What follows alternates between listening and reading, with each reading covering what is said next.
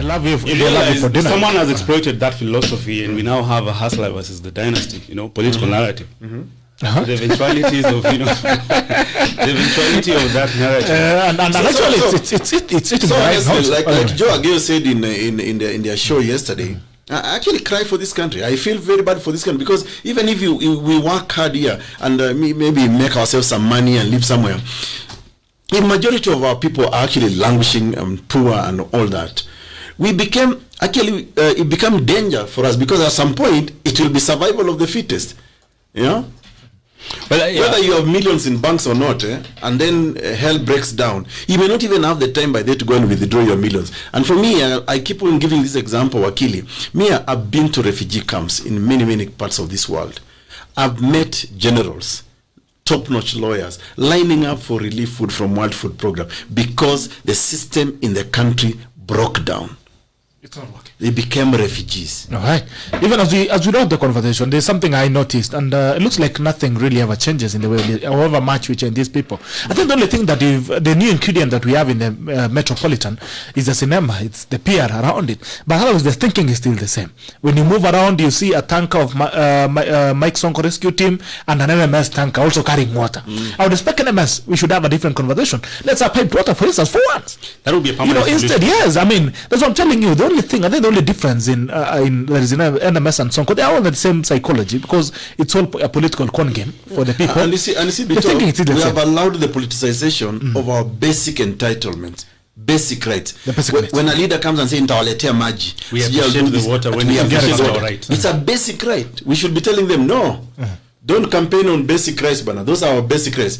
Tell us how probably you can create jobs and stuff like that, or a healthcare rollout healthcare system so that anybody in a dispensary somewhere in Kenya can actually be tested for COVID without necessarily coming to Nairobi hospital and spending $100, 10,000 US Kenya. So we have. That's not going to happen anytime soon. Anyway, as we wrote the conversation, Bungala Mwenyenchi Kowazi 0779-800-010 or 0779-800-010. You can call in and contribute to the conversations. Now, let's move to the next frontier, even as we head to Kafunga. BBI. Yesterday, the signatures were published on IBC website. Actually, it's 1,000 what pages? Not in any order, no format, no nothing. So you're supposed to look for your name in probably 2,000 pages. Randomly, you read from name 1 to the last name looking for your name. Now, the story is, Raila's and Uru's signatures are missing. Those guys did not sign the document.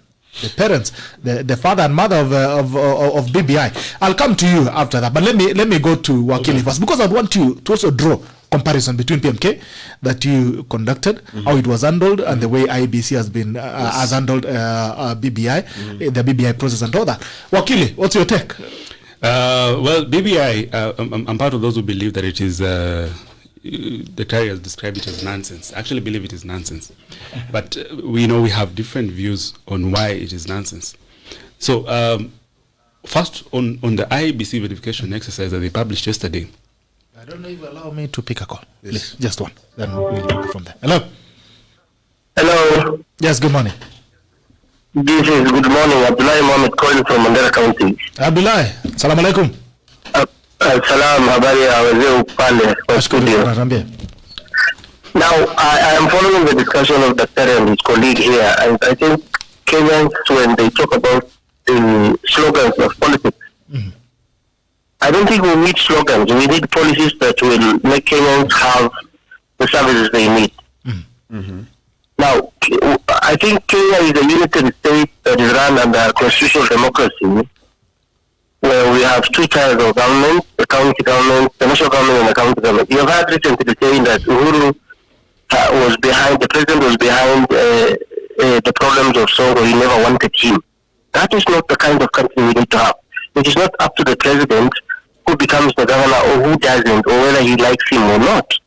What needs to happen in the country is, are the people we are electing up to the task? Are they able to do what they were elected to do? I mean, do they have the quality? And I think we need to remember what Frank Harper said, that good governance never depends upon laws, but upon the personal qualities of those who govern. The machinery of government is always subordinate to the will of those who administer the machinery. The most important element of government, therefore, is the method of choosing leaders. How do we choose leaders in Kenya? Now, Now, when you compare a city like Nairobi to that of Amsterdam, and if you go to Amsterdam and you come to Nairobi, even though they are two different countries and governed by two different systems, but at least you will appreciate that the people who are in charge of Amsterdam as a city, Amsterdam is run by city council, the college of mayors, the underpersons, and the district. About 45 of them are elected every 5 years. And everything is at place. The train, if it's 5 minutes, cannot delay. So what is ailing Kenya, especially Nairobi, and our political system, is our political culture. The culture of the leader thinking he's doing something for us. Instead of him knowing that he was given a job and he needs to, perform it with absolute certainty and professionalism. But when Sonko says he's going to bring water, it is not up to Sonko to bring water to anyone. It is him to run the systems in place so that the water can run in my house, and my responsibility is to pay the tax in my bills. It is not up to Uhuru to select who becomes the mayor as the governor of Nairobi, because that's a very big problem in our country. We are using the politics of identity. I want to say that the people who are currently running the BBI, I've said it before, BBI cannot resolve the politics of bad manners in this country. Mm-hmm. Kenya needs people who are honest, people who have integrity, people who have values, people who cannot be intimidated or coerced or told to this and that. I remember when the Senate was standing up to the presidency and the government machinery, I think the Bomet senator had injuries, Malala went through problems, the Samburu guy went through problems. Dr. EKURU AUKOT and I come from the two top tourist counties. Turkana is number 1, Mandera is number 2. Mm-hmm. What is the government doing about that? Mm-hmm. I mean, there is bandits in Pokot and in that part of the world. There is Al-Shabaab in Mandera. What are they doing about it? Nothing. Very incompetent, heavy-bodied, big belly guys who are always on our cameras. They tell us this. They spend 4 million on Mandazi and tea. How often do they think Kenyans are very stupid? Mm-hmm. So what we need in this country is the people to know that these people, including the president, is an employee under Article 1 of the Kenyan Constitution. He was employed by Kenyans. Whether he stole elections or not, that's up to him or between him and Raila. Mm-hmm. It's not our business. Now he is in this presidency. Parliament has now become redundant. They have been called from State House and told what to be done. The debt ceiling, they want to take it. It's already 9 trillion or plus. The doctor knows very well. I'm not that much into it, but I think that the debt is skyrocketing. The entire money they borrowed will not borrow it in the last almost 50-something years. Children are going to laptops, and my boy is telling us that it's okay for them to learn under trees. What about those whose classes were flooded? So I think we need to sit back and say, we do not need Ruto to tell us they are going to build 6 stadiums in 6 months or 3 months or 2 months. No, that is the work of bureaucrats. That's the work of the people who are running departmental issues or projects in the ministries. The work, those who are supposed to provide leadership. Now, Kenya's problem is the politics of identity, or rather personality. So, what is it that Kalonzo could not do in the last 30 years is going to do now? What is it that Musalia Mudavadi is going to do now? What is it that Ruto and Uhuru are going to do now? There is nothing new they are going to bring. BBI is just a vehicle or an instrument where someone wants to be given the presidency. Hello, Kenyans are going to vote for who they want. Right now, Uhuru and Raila's signature is already missing from IEBC. Who has removed them? The people who are so it's a country that is run by facts. Uh-huh. This country is run by facts. Criminals. Tax. It's not corruption. It is theft of public finances. But let me ask you, Abdullah. Me, people keep on saying that this country is run by tax. I agree. But my short experience doing politics and even trying to promote the Constitution Amendment, I think the problem is largely, especially as people who can analyze and sit back, we have actually been fence-sitters for a long time, that these people, by the way, Abdullahi, will not care less. The moment EKURU AUKOT, Abdullahi or Kibet, Bitok steps into the political arena, that's when they wake up. But so long as we lament and complain on the sideways, Trust me, yes, they don't give a damn. They don't care. But I know, and I agree, Dr. But I think our problem starts when Kenyatta became the president. Instead of setting the foundations for a very strong systems that are going to, help everyone, he set systems that are going to help individuals. That's why I think J.M. Kajuku was killed in 1975 when he said that Kenya is, 10 million beggars and 10 millionaires. What's the difference? Today, there are 10 billionaires and 50 million beggars. So I think what we need to do is not only, Abdullah and EKURU AUKOT can be members of parliament. Maybe EKURU AUKOT is going to be the governor of Turkana next. But the system, the people under you, if they are sabotaging you, because when you say that Rotich was involved in corruption, yes, I agree. It's still an allegation. An allegation will give him the benefit, of doubt. But how many people are working under him? The accountants, the financial controllers, the financial managers, the clerks, the people who are transferring this money. You do not carry billions of money using like that lady Wambura was doing with NSIS money. No, Tabura was doing. She walks into she went to a bank. NYS1. She went into a bank, walked out with sacks of money. How many people facilitated that project? You don't just accuse Kabura. It is a systemic failure in our political culture. Because if the accountant has integrity, if the bank manager has, in my community we say that two things, if it happens, the society is doomed. If the person who calls himself academician can be bought, if the person who calls himself learned can be called, using fear, as if you're going to be killed, those two things cannot happen to someone who is learned. There is a difference between going to school and there is a difference between being learned. Being learned, you have your own mind. I was reading Wanda Enjoyer's article the other day on Facebook where she says Kenyans accept what they were told and they talk about it. They are not criticizing things. They do not look at how to analyze this thing and then see what is it that Uhuru is going to tell us that he has not done in the last 8 years.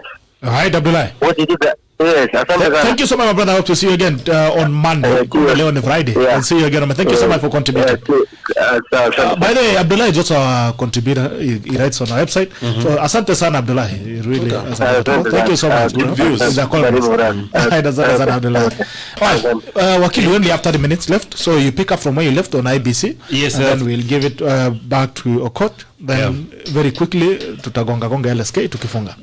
All right, thank you very much, Abdullah. He's given a very insightful perspective. So there's so much to say about BBI, and on especially why it is not the right constitutional amendment bill for Kenya. But I'll go direct to what you said. The verification exercise that was, that began yesterday by IBC to verify 2,000 pages within 5 days, because I realized the deadline is 25th of which is Monday. And when you look at it, I mean... Why are they giving themselves a deadline?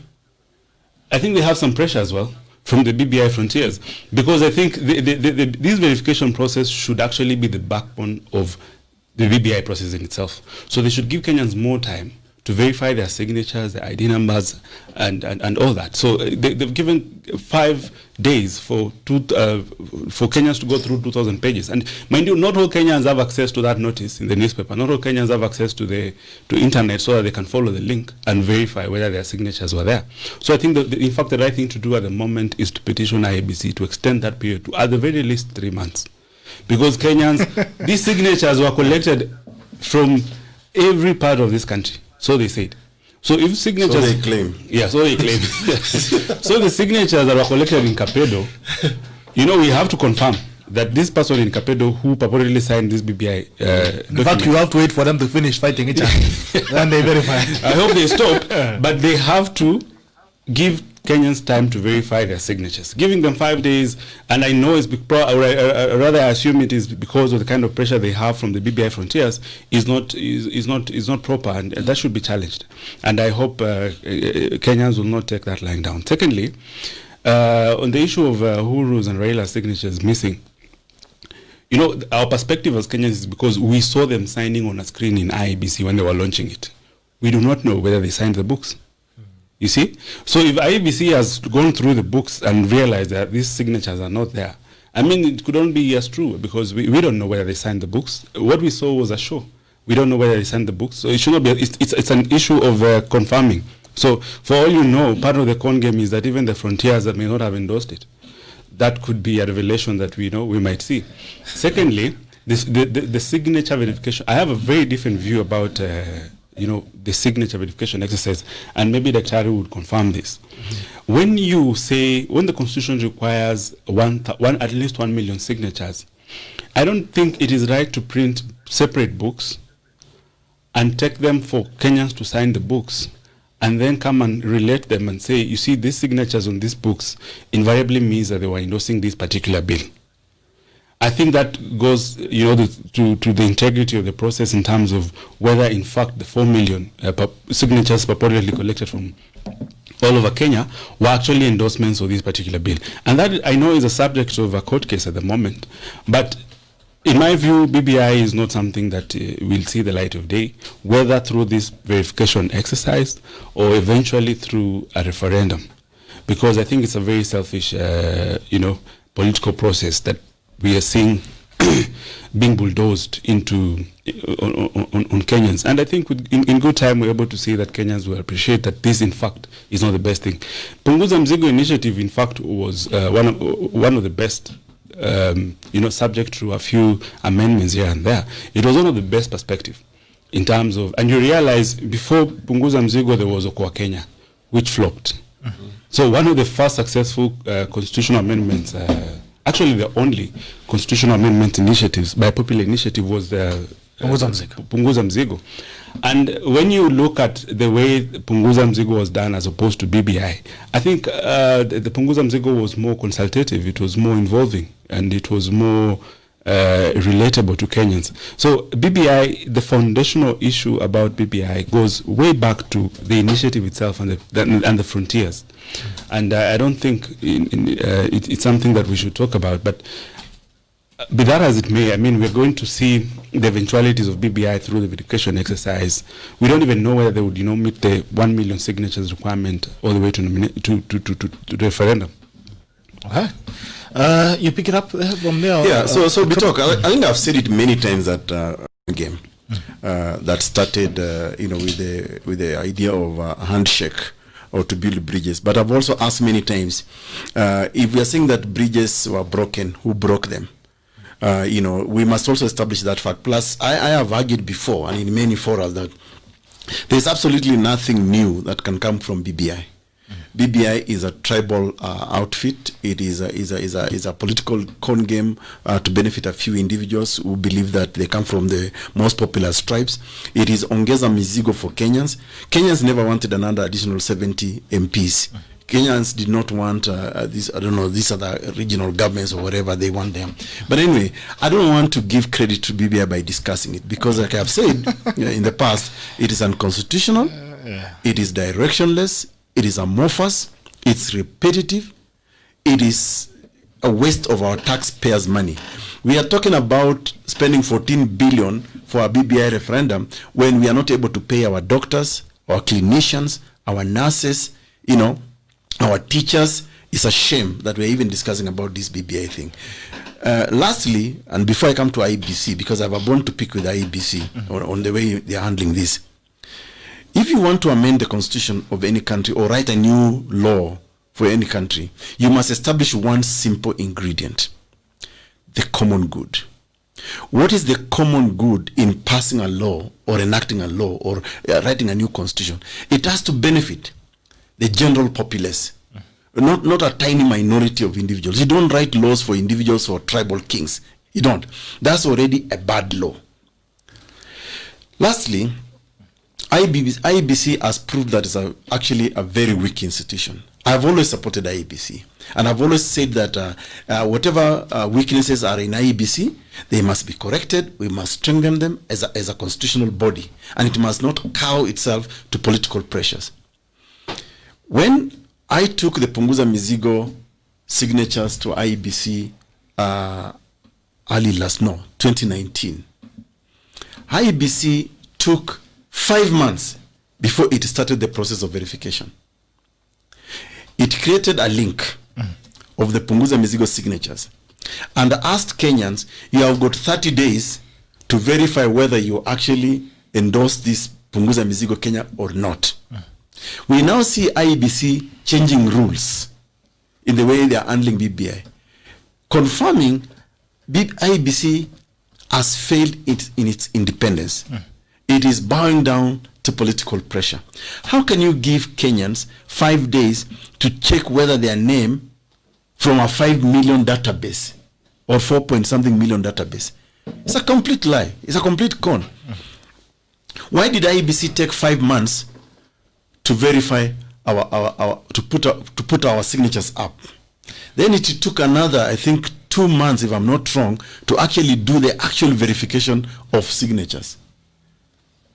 You know, so IEBC is very biased in this case. It is part of the whole political, con game, because IEBC is now looking at the politics of the stomach. Those commissioners are now looking at their own stomach, because I'm sure they have been threatened that if they don't do this, if they don't approve this, they'll be chucked out of the office. But even the BBI itself is going to chuck them out. Yes. There's no difference. Exactly. So they are between a rock and a very hard place. So Junet Mohammed has gone public to say that if they don't do ABC, they're actually influencing the mandate of an independent constitutional body.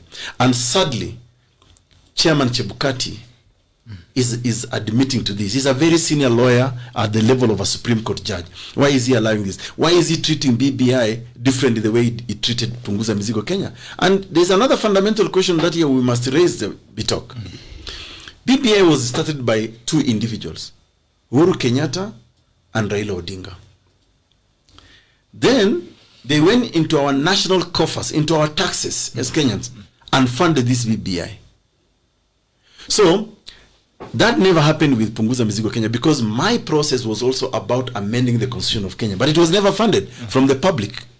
So why is BBI being funded from the public when it is a wish of 2 individuals to amend the Constitution of Kenya? Can you imagine today if you are Wakili Kibet also, or even yourself, Bitok? What we need to shake hands. Nobody has a monopoly of handshake. Exactly. They have the taxes fund no, or handshake. We can shake hands and we can even propose a constitutional amendment. Should we also be funded by taxpayers' money? Now, maybe we get funded by taxpayers' money. We all enjoy it. Exactly. In fact, for that reason, I'm actually relaunching Punguza Mizigo. Please. Rudisha Punguza Mizigo to Izumu. Narudisha, by the way. So you can see the way BBI is doing. And by the way, let's even look at the benefits of BBI. If you look at, for example, what we had proposed as Punguza Mizigo, we wanted actually to end corruption and save money. We are going to save about 3.something trillion Kenya shillings. Just from corruption alone. We are going to cut the number of representatives, because we don't need this many members of parliament. BBI is saying, let's increase more members of parliament. BBI is lying to Kenyans that you will now get 35%. When they can't afford 15%. When they cannot afford 15%. And remember, the language in the Constitution is absolutely crystal clear, that at least 15%. Nothing has stopped the president from even saying, I'm going to give counties 50%. Even 50% is possible. The Constitution says at least. So you don't need to amend the Constitution actually to give Kenyans tax rebates, tax holidays. You don't need to amend the Constitution actually to give Kenyans a relief on how to repay the HELB, the Higher Education Loans Board. You don't need to amend the Constitution. Most of the things in BBI, most, if not all, are purely administrative, and policy legislative, and policy. All right. Yeah. LSK, what's going on at the LSK? Law Society of Kenya is, it's a shamble between the officials. The society as it is, I mean, it's strong. The members, we are okay. But I think this is not a new thing. If you look back at it. Fine or you're just okay? Okay. No, I mean, even you remember when the previous council had issues amongst the officials. But the society in itself, is still strong. And I think this is something we've seen over time. It's an internal problem amongst the officials, not lawyers actually, amongst the officials that were elected by lawyers to the council. And you see these people were elected from, everyone ran on their own policy. And when they sit in council, it's very likely, although we expect them to work together, but we see difference in opinions and difference in the manner in which they want to conduct themselves and run the Law Society of Kenya as a society. So I think those are internal issues. It's best, known to the people who are fighting themselves. They are actually personal to some level, because when you see them addressing each other, they talk about it's a character problem. So someone was sitting on Avi's notebook and laptop. Yeah, saw the And ugly Kalia photos. chapati, quite literally. Yeah, I saw the ugly photos of the special general meeting. I was among those who were following online. So I honestly, I think it's a from what I see, it's a character problem amongst the leaders themselves, and that should not be a national problem as it is. It should just be something to be solved through emotional intelligence at the very least, because these are people who should be able to conduct themselves and relate in a manner in which they understand that they are leaders of a very dignified society. But it's not a big deal. I think this is something that it's quite small, considering the kind of problems we have in this country right now. So we can forgive that. Yeah. EKURU, Section 4. I want to talk about Section 4 of our Law Society of Kenya. And actually, it's quite interesting. You remember the other time when Avi was really fuming and he was saying he was going to close Parliament. Then he went akaambia wabunge habari zenu marafiki zangu, nilikuja tu tukunywa chai hatuko na maneno. He actually yelled and went back. Whether they actually played that mandate or not, there is actually a statutory body under the Law Society of Kenya Act. And some of the mandate of the Law Society of Kenya Act, which are really in danger because of these wrangles and infighting, are the following. If you read at section 4 of the LSK Act, which is really about the objects of the society, they include to assist the government and the courts in all matters affecting legislation and administration and practice of the law in Kenya. Now, with all this infighting, how are we able to assist the government, especially if the government goes amok on some of the things they're doing? Like even right now, the problem with the Nairobi Metropolitan, the problem with insecurity. But most importantly, the Law Society of Kenya has a role in to protect and assist the public in Kenya in all matters touching ancillary to or incidental to the law. So it has a huge mandate, and there are many objects. So when you see this infighting in the Law Society of Kenya, first of all, we actually lose the ethics of the profession itself, the professionalism, the outlook with which people look at us as lawyers, that we're supposed to be people who conduct ourselves with certain decorum. And I see the Law Society of Kenya in very recent years has become worse than political parties, especially during campaigns time. You'll expect that professional legal minds will not go around bribing people, buying people booze and mbuzi to be voted. It's worse. Actually, we've lost in the etiquette of the legal profession. And what's happening at the LSK, for me, is very unfortunate. But there are certain issues that we don't also want to sweep under the carpet. There are serious allegations of money disappearing. These are members' money. And people who are opposed to audit of the accounts, for me, are wrong. We must audit our accounts of the Law Society of Kenya. We must establish the money that we pay to the Society of Kenya is safe and supposed to serve members. So the wrangles is political.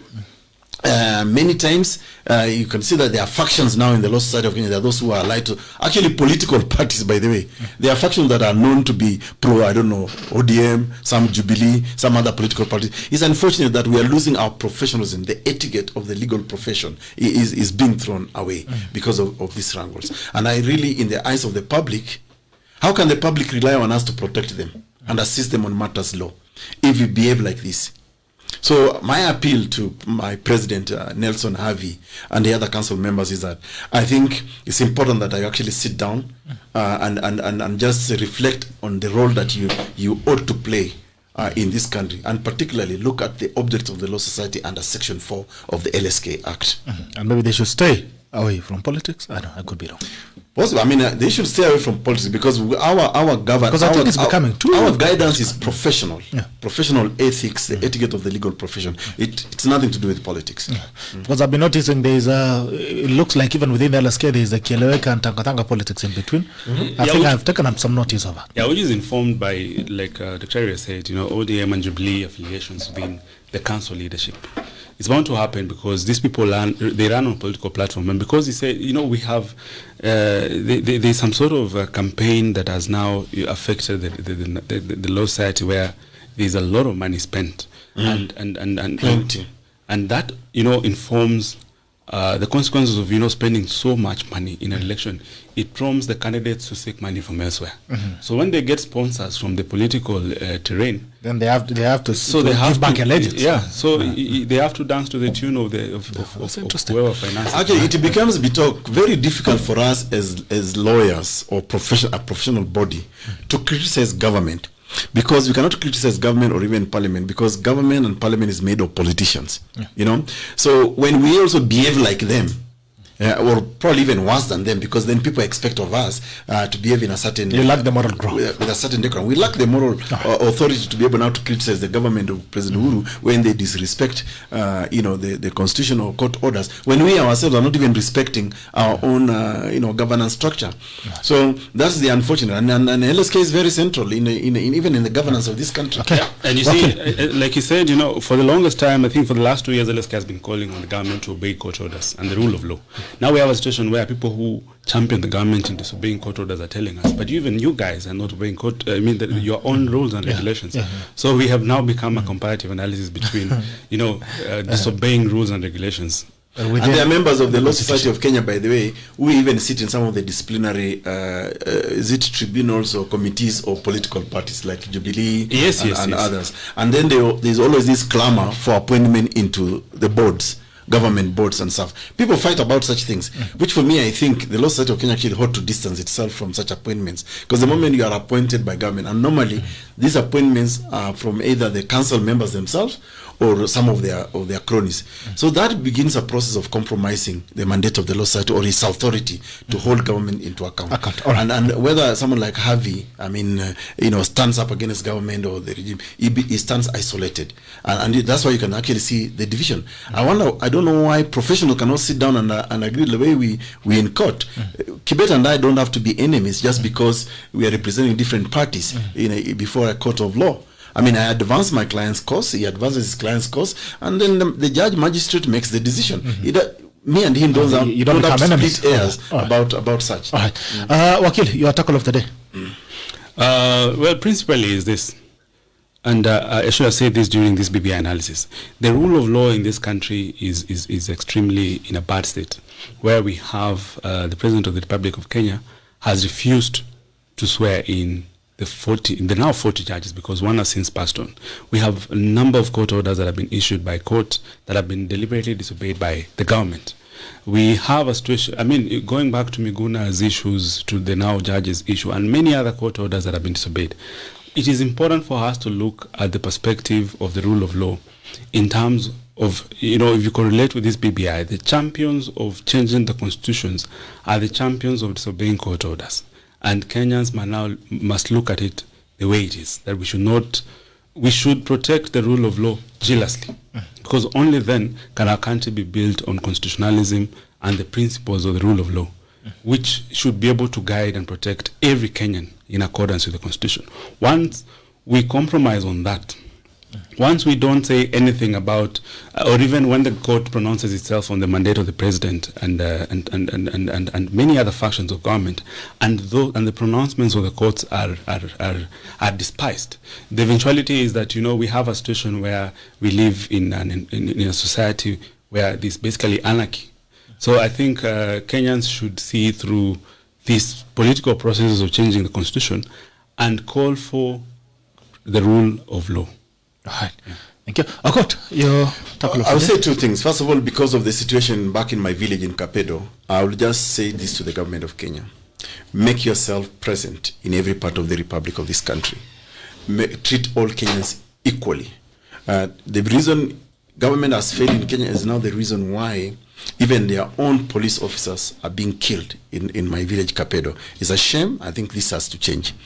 Secondly, I just want to say that this is my appeal to all Kenyans, especially to those who are in the know, that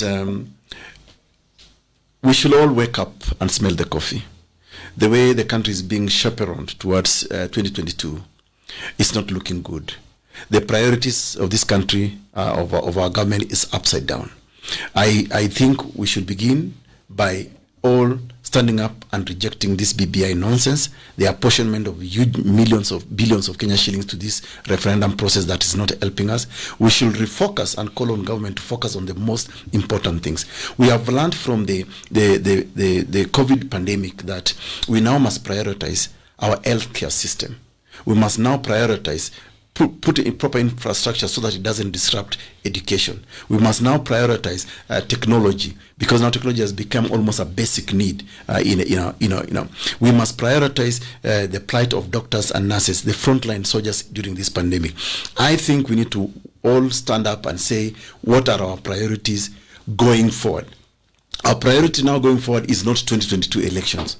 It's actually the things that make us humane, that make us live as Kenyans. And that has to do with healthcare system, education, and employment, and all that. Reviving the economy. I know many people today who are actually suffering, being auctioned. In fact, the auctioneers cannot even find people to buy stuff, because the situation is just bad. I think we need to ask ourselves the question, what really are our priority as a country today?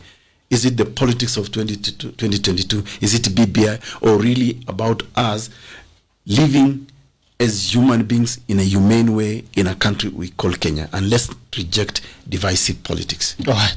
Thank you so much. Thank you so much, gentlemen, for coming in. Love to see you again. EKURU, this is your show, Friday. So, karibu sana wakili. We would love to see you more often. We can continue dissecting these issues of the nation. We hope you're going to make this country better. A conversation at a time. All right. I'm saying Jobless Joby says, what is in this document, in this BBI documents, that is making one wing of the political device to push so much? This makes all of process suspicious. John Jegi is saying he had a technical problem. Karibu sana, think kushinda kwako huko. Wilson Tuwa says enjoying the debate. Asante sana. Nel Sheps Murai, BBI is a total scam. Abbas Njuguna, how do we trust guys telling us to support amendment for a constitution which they are not currently implementing? So Alanyeti. First Lordman, I'm watching from Capedo. At least you guys can still access Facebook. Thank you so much. Tuambia what the situation is on the ground. Just before we finish, I just got a message that Pokots have again surrounded the whole village and have started burning fences. Sad. Watu wa Capedo, wacheni ujinga. Very sad. Ruta Maxilo Choka Zama, Ruta should have opposed this BBI. He would have supported the Aslas and would have gained so much popularity. Sasa tumeachia Okot amesema anarudisha punguza mzigo. Emmanuel Bwaka anasema no to BBI. Steven Kiwesa Ergon anasema safi sana sana ako pale Vancouver. Kana David Maru, happy new year and welcome back with Talking Team. Thank you so much. Eva Jet Keboy mwenye anasema good morning to you. Abbas Njuguna, signatures will mysteriously find their way into the books today if this was an all right, guys, thank you so much for the tacklers who have joined us. It is a pleasure to have you. It is always a pleasure to have you. I hope to see you again on Monday. Keep suggesting, keep sharing the broadcast even after we've done. Endelea kusukuma, share, and also go to our YouTube page. Then after General Bitok on Twitter, also General Bitok on #THETACKLE, utapate pale tuweze kusukuma kazi pamoja. We love you and we hope to see you again on Monday. Bye bye and take care. Enjoy your weekend. Bye. See you.